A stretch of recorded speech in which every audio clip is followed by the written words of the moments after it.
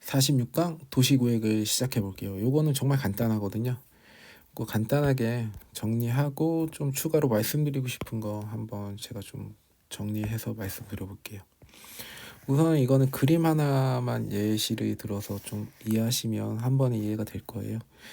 이렇게 어떤 지역이 있어요. 이럴 때 우선 북쪽 중앙에다가 이렇게 궁궐을 짓는 거예요.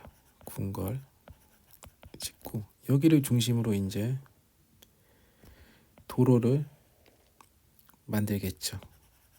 도로. 그리고 이 도로를 중심으로 자경, 우경으로 나누는 거예요. 이런 식으로 조방제 방식은. 그리고 이 북쪽 부분 있잖아요. 북쪽과 남쪽 그리고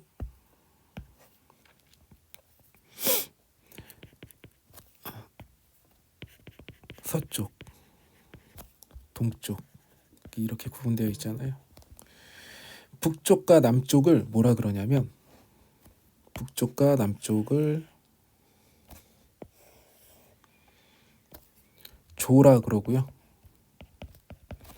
서쪽과 동쪽을 방이라고 하거든요. 그래서 조방제라고 하거든요. 도시 구획 방법은.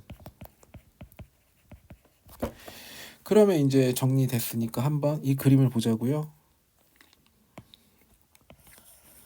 북쪽 중앙에 궁궐을 두고 가운데 도로를 두고 자경, 우경으로 이렇게 나눈 거예요.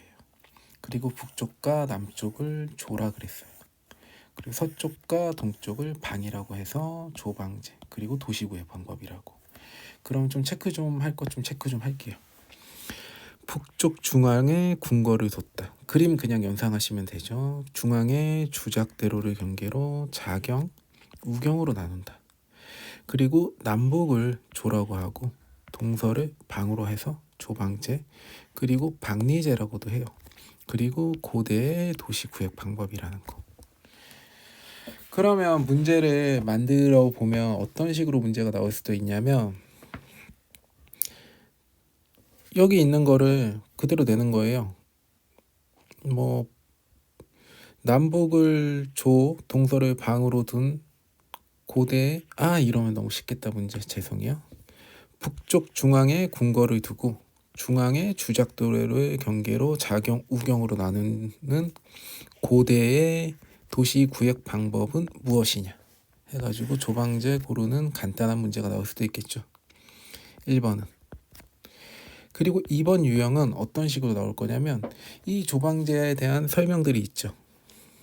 설명들을 나열한 다음에 오답 표시를 하나 만들 거란 말이에요. 어떤 식으로 될 거냐면 저 같으면 이렇게 말 것 같아요. 여기서 좀 느낌 오시는 분들도 있을 거예요. 다음 중 조방제에 대해서 옳지 않은 것을 고르시오. 1번 북쪽 중앙에 궁궐을 둔다. 2번 중앙에 주작대로를 경계로 자경, 우경으로 나눈다. 3번 고대부터 쓰였던 도시 구획 방법이다. 그리고 4번을 어떻게 할 거냐면 우선 여러분들 보자고요. 남북을 조로 하고 동서를 방으로 한다 그랬잖아요. 저는 이걸 어떻게 바꿀 거냐면 남북을 방으로 하고 동서를 조로 하는 조방제, 이런 식으로 오답 표시를 만들 거예요.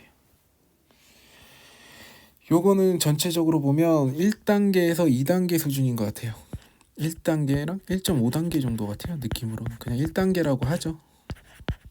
요런 거는 그래서 여기서 여러분이 좀 주의를 하셔야 될 게 뭐냐면 남북조 이 부분과 동서방 이 부분만 좀 체크해 두시면 좀 어느 정도 조방제 도시구획 방법은 해결되지 않을까 생각이 들어요. 그리고 제가 좀 말씀드리고 싶은 게 여기 짧으니까 저 같은 경우는 옛날에 책을 읽을 때 어떤 식으로 읽었었냐면 1단계는 구분을 좀 했었거든요. 1단계 한 두세 번 읽으면 해결되는 유형, 그리고 2단계는 좀 두세 번보다는 더 반복해서 읽어야 되겠죠. 더 반복하다 보면 그냥 신경 쓰지 않고 반복해서 시험 볼 때까지 읽다 보면 해결되는 부분. 근데 시험 보기 전까지는 해결 다 되더라고요. 3단계는 극한 한계. 그리고 4단계는 내용이 이해가 안 될 뿐더러 극한 암기까지 들어있고, 그리고 너무 지엽적인 것들, 이렇게 구분을 좀 했었어요. 그래서 유형을 나눠서 좀 외웠거든요. 근데 왜 이렇게 유형을 나눴었냐면 제가 옛날에 공부를 했었을 때 항상 포기하는 이유가 뭐였냐면 이 3단계 때문에 포기를 하게 됐어요. 책을 읽다 보면 1, 2단계까지는 계속 어느 정도 지식이 쌓이는 게 느껴지는데 3단계는 너무 안 외워지는 거예요. 그래서 진도가 안 나가는 거예요.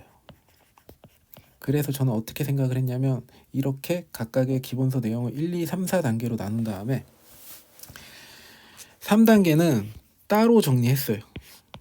따로 정리해서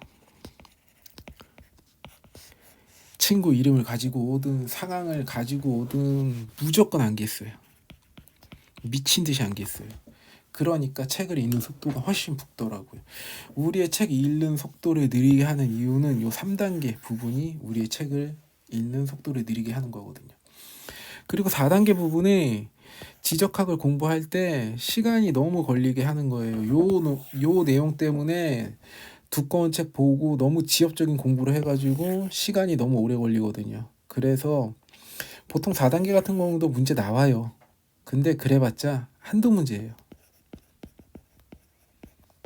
그러니까 4단계 같은 경우는 좀 어느 정도 좀 버릴 수 있는 용기가 좀 필요한 것 같아요. 저 같은 경우는 1, 2, 3단계 다 완벽하게 한 상태에서 4단계까지도 보긴 봤어요.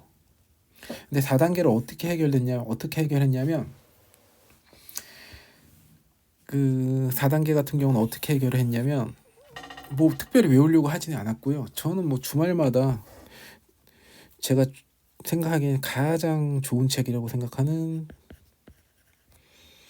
지적학 총론, 그리고 지적 백년사,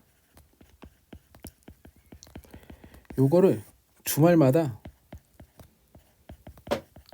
그냥 읽었어요. 심심할 때마다 그냥 재밌게 봤었어요. 근데 뭐 정독을 한 것도 아니고 그냥 소설책 읽듯이 그냥 읽었어요. 읽다 보니까 제가 막상 이제 시험장에 가서 시험을 풀었을 때 그냥 얼핏 생각이 나더라고요. 아, 이거 봤었구나. 그래가지고 당황하지 않게 되더라고요. 그러니까 4단계 같은 경우는 그냥 지적한 총론이 아니라 지적한 원론이죠. 죄송합니다.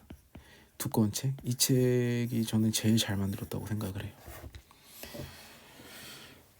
이 책을 보면서 계속 줄마다 그냥 읽었어요. 그냥 한 2시간? 2시간 정도 다 읽더라고요. 그리고 지적 백년사 같은 경우도 좀 구해서 읽었고, 그러다 보니까 실제 시험에서 이상한 거 나오면 또 어느 정도 이거 봤었던 건데 생각이 들면서 좀 맞출 수가 있었더라고요.